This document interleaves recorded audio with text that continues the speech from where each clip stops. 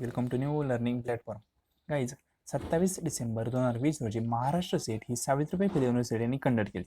तर गाईज त्याची challenging answer की ही येऊन गेली आहेच. 22 पासून ते 29 जानेवारी 2021 पर्यंत चॅलेंजिंग आन्सर की आपल्याला युनिपने सेट एक्झाम या पोर्टलवर अवेलेबल होती. तर गाईज जे फ्रेशर विद्यार्थी आहेत म्हणजे ज्यांनी फर्स्ट टाइम नेट किंवा सेट हा एक्झाम दिला आहे त्यांना माहीत नसते चॅलेंजिंग आन्सर की काय असते, आपण एखाद्या क्वेश्चनला कशा प्रकारे चॅलेंज करू शकतो. त्याचबरोबर चॅलेंज करण्याआधी तुमच्याकडे कोणते एव्हिडन्स असायला हवे याबाबत मी डिटेल ॲनालिसिस केलेले व्हिडिओ तुम्हाला भेटून जातील या चॅनलवर. त्यांची लिंक तुम्हाला डिस्क्रिप्शन बॉक्समधून भेटून जाईल. तर गाईज आज आपण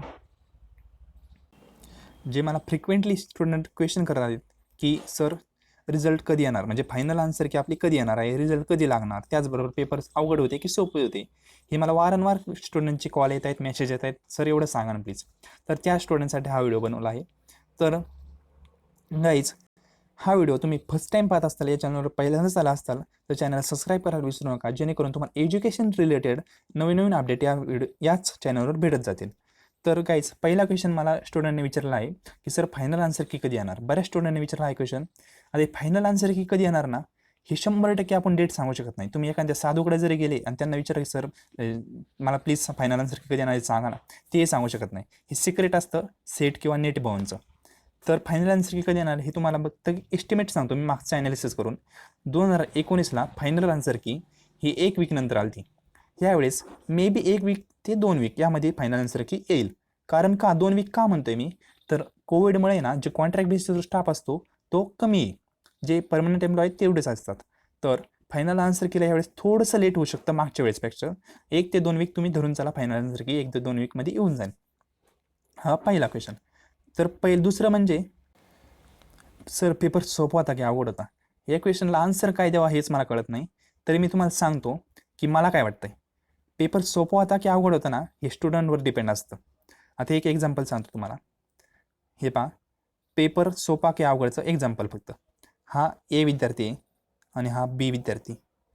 ह्या ए विद्यार्थ्यांनी 6 महिने रेग्युलर सेन्सिअरली अभ्यास केला आणि बी या विद्यार्थ्यांनी लास्टचे 15 दिवस उठला आणि अभ्यासाला लागला.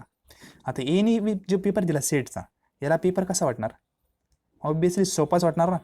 बीला कसं वाटणार? अवघड वाटणार. आता तुम्ही एकडे जर गेले ना तर म्हणून सर पेपर खूप अवघड होता, सॉरी पेपर खूप सोपा होता. आणि बीकडे गेले तो विद्यार्थी काय म्हणाल, सर पेपर अवघड होता. तर पेपर सोपा होता का अवघड होता ही तुम्ही जी मेहनत घेतली आहे, अभ्यास केला आहे त्याच्यावर डिपेंड असतं. तर माझ्या मते ना पेपर हा मॉडरेट होता, अवघडही नव्हता आणि सोपाही नव्हता. जो 2019चा पेपर होता त्यासारखाच पेपर होता, खूप अवघड असा नव्हता आणि खूप सोपाही नव्हता. जवळजवळ 20 क्वेश्चन हे एकदम इझी होते, ते कोणीही विद्यार्थी सोडू शकतो अभ्यास नसला तरी. फक्त ट्रिक वाईज थोडे क्वेश्चन होते 20. तर माझ्या मते पेपर मॉडरेट होता. आणि मी तुम्हाला सांगितलंच की तुम्हाला पेपर अवघड गेला असेल तर नक्कीच तुमचा अभ्यास थोडासा कमी असेल. आणि जर पेपर तुम्हाला सोपा गेला असेल, तुम्ही हार्डवर्क केला आहे, कष्ट घेतलं आहे, तुम्हाला त्याचं फळ भेटेलच. तर हा पेपर सोपा होता की अवघड होता, हा क्वेश्चन जरा फनी क्वेश्चन आहे, याच्यात तुमच्यावर डिपेंड असतं. तुम्ही अभ्यास केला असेल तर नक्कीच तुम्हाला पेपर सोपा गेला असेल. दुसरा क्वेश्चन होता की सर ॲबसेंट स्टुडंट होते, सॉरी तिसरा क्वेश्चन चालला आपला, ॲबसेंट स्टुडंट होते त्याचा रिझल्टवर काय परिणाम होणार. आता हे एक तुम्हाला एक्सप्लेनेशन करून सांगतो मी ॲबसेंट स्टुडंटचं, की ॲबसेंट स्टुडंटमुळे ना रिझल्टवर इतका काही फरक पडत नाही. अनेक युट्यूबर म्हणतात की रिझल्टवर फरक पडतो, पण मी म्हणतो फरक पडत नाही. आता ते का पडत नाही हे सांगतो तुम्हाला. हे पहा, आता एक एक्झाम्पल मानू की 1000 विद्यार्थ्यांनी फॉर्म भरला आहे. किती? 1000 विद्यार्थ्यांनी फॉर्म भरलेत आणि 900च हे विद्यार्थी काय होते, पेपरला अवेलेबल होते. 1000 विद्यार्थ्यांनी फॉर्म भरले, राईट, म्हणजे 100 काय होते, ॲबसेन्स होते. तर इथं काय होते, 1000 म्हणजे त्यांनी भरलेले फॉर्म, 100 ॲबसेन्स आणि 900 हे होते जे पेपरला प्रेझेंट होते. तर हे फॉर्म भरल्यामधून फॉर एक्झाम्पल इथं आपण पर्सेंटेज घेऊ की 70% विद्यार्थी असे होते की त्यांना 40च्या पुढं मार्क पडले. आता 40च्या पुढं मार्क पडले म्हणजेच काय, की 40च्या पुढे जर तुम्हाला पर्सेंटेज असतील तर तुम्ही क्वालिफाय होता. कशासाठी? की जे आपलं कट ऑफ निघणार आहे त्यासाठी तुम्ही क्वालिफाय होता, म्हणजे तुम्ही पास या कॅटेगरीमध्ये मोजला जाता.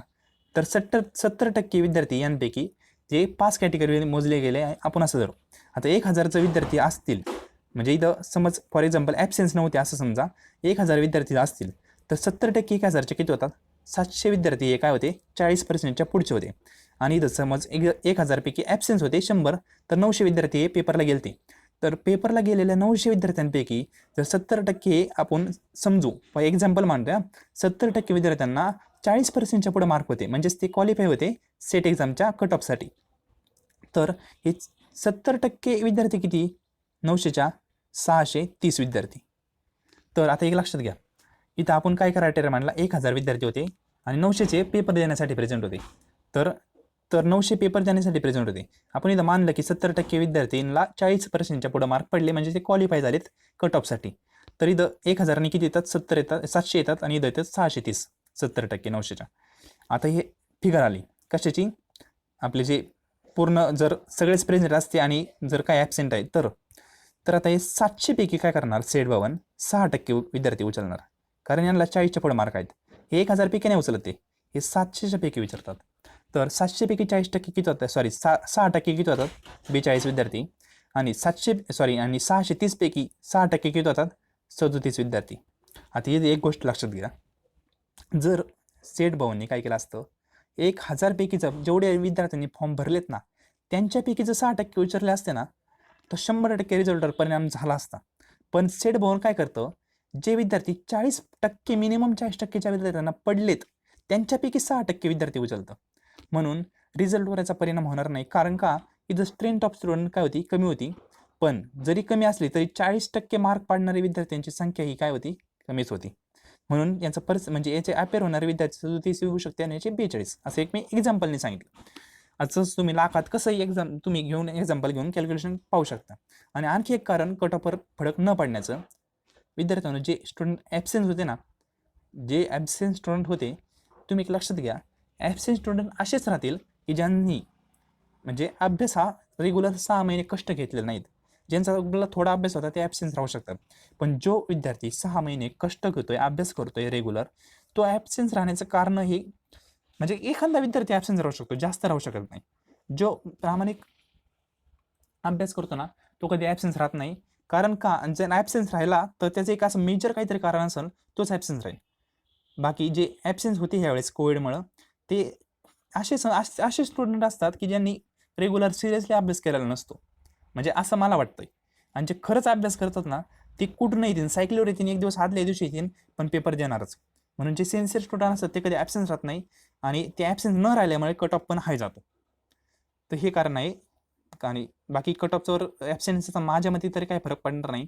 कारण मी तुम्हाला सांगितलं की 1000वर कॅल्क्युलेशन होत नाही, कॅल्क्युलेशन होतं जे 40% मार्क विद्यार्थी मिळवलेत, मिनिमम 40% मार्क लागतात तुम्हाला कट ऑफसाठी क्वालिफाय होण्यासाठी. तर ज्यांनी विद्यार्थ्यांनी मिनिमम 40% मार्क मिळवलेत त्यांच्यापैकी कट ऑफ लागतो 6%चा. म्हणून ॲबसेंटीचा विद्यार्थ्यांच्या रिझल्टवर काही फरक पडणार नाही असं मला वाटतंय. आणि जरी पडला ना तरी थोडासा 1-2 विद्यार्थ्यांचा फरक पडेल, इतका काय असा फरक पडणार नाही. म्हणून ॲबसेन्सीचं तुम्हाला वाटत असेल की फरक पडेल, कट ऑफ थोडा कमी येईल, तसं काय होणार नाही. बळच तुम्ही असं इतकं काही खुश होऊ नका. फक्त तुम्ही एक हार्डवर्क करा, तुम्हाला नक्की फळ भेटेल आणि 100% फळ भेटेल, मला गॅरंटी. फक्त जर तुम्ही 6 महिने त्याच्यातील 1 तास जरी दिला, 6 महिन्याचा 1 तास, तरी तुम्ही क्वालिफाय होऊन जाता, याची मी तुम्हाला गॅरंटी देतो. सेटचा एकदम खूप सोपा असतो, अवघड काहीच नसतं. तर मित्रांनो, हा व्हिडिओ तुम्हाला कसा वाटेल नक्की एकदा कमेंट बॉक्समध्ये कमेंट करा. आणि जर तुम्ही या चॅनल नवीन असाल तर चॅनल सबस्क्राईब करायला विसरू नका, जेणेकरून तुम्हाला नवीन नवीन अपडेट लगेच भेटत जातील. आणि त्याचबरोबर विद्यार्थी मित्रांनो, आणि कट ऑफ कसाही लागू, आपला अभ्यास इतका पाहिजे ना, 1% जरी त्यांनी उचललं ना सेट भाऊन, 1% त्यात आपण आलो पाहिजे, इतका आपला अभ्यास पाहिजे. तर हा व्हिडिओ तुम्हाला कसा वाटला ते नक्की कळवा आणि तुमच्या सोबतही शेअर करा, जेणेकरून त्यांनाही प्रश्न पडणार नाही की पेपर कसा होता, अवघड होता की फायनल आन्सर की कधी येणार, हे सर्व. तर मित्रांनो, हा व्हिडिओ आवडला असेल नक्की एकदा कमेंट बॉक्समध्ये कमेंट करा आणि चॅनल सबस्क्राईब करायला विसरू नका. व्हिडिओ पाहिल्याबद्दल सर्वांचे मनपूर्वक आभार.